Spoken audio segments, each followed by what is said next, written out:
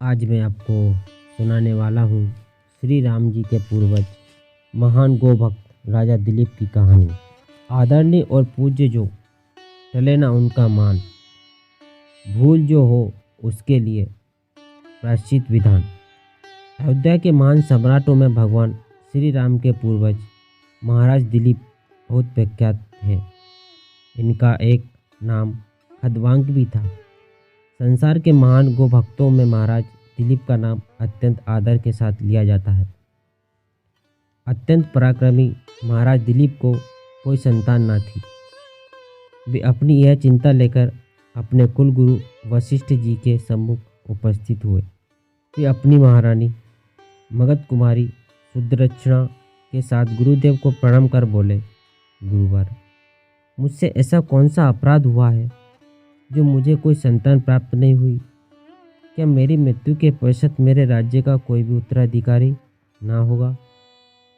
क्या मुझे मृत्यु के बाद पिंडदान, तर्पण आदि करने वाला, मेरा श्राद्ध करने वाला भी कोई ना होगा? महर्षि वशिष्ठ ने ध्यान लगाकर सब कुछ जान लिया।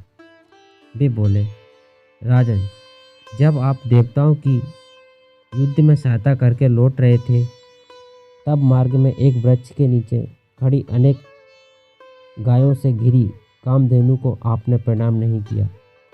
आप तो जानते हैं कि जहाँ कहीं भी कोई गौ माता दिखाई दे उसे प्रणाम अवश्य करना चाहिए।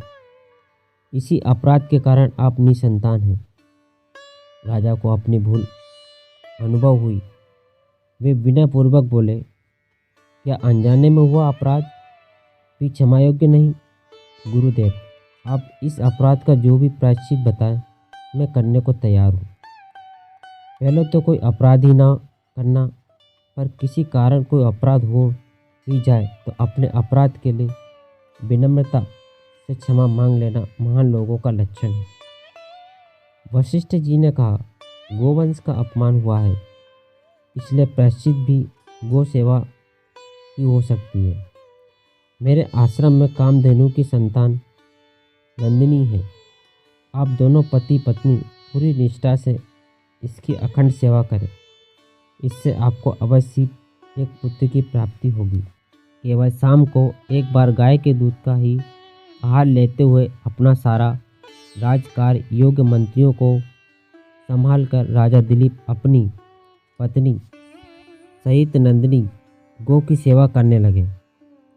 वह अपनी इच्छा से जहाँ जहाँ जाती, धनुष बाण धारण कर राजा रानी भी उसके साथ साथ ही रहते। एक दिन एक घने जंगल में एक सिंह ने नंदिनी का अपहरण कर दिया।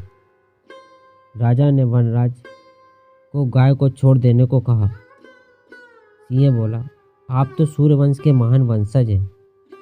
गाय मेरा भोजन है। मेरे भोजन से वंचित कर आप मेरे प्रति अन्याय करेंगे।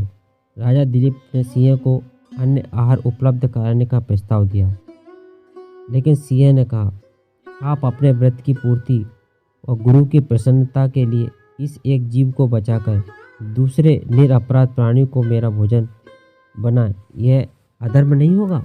तब राजा दिलीप ने कहा, वनराज, आप सही कह रहे हैं, लेकिन माता नंदिनी की रक्षा मेरा कर्तव्य है। आप इसके बदले मुझे अपना भोजन बना लें। वे धनुष बाण छोड़ गौ माता को प्रणाम करके सिंह के सम्मुख शीश झुकाए बैठ गए।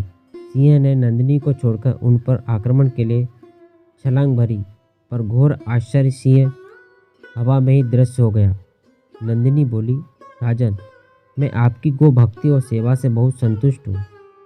जो अपने प्राण देकर भी गाय के प्राण बचाने का प्रयत्न करे, वह तो महान धर्मात्मा ही होता है।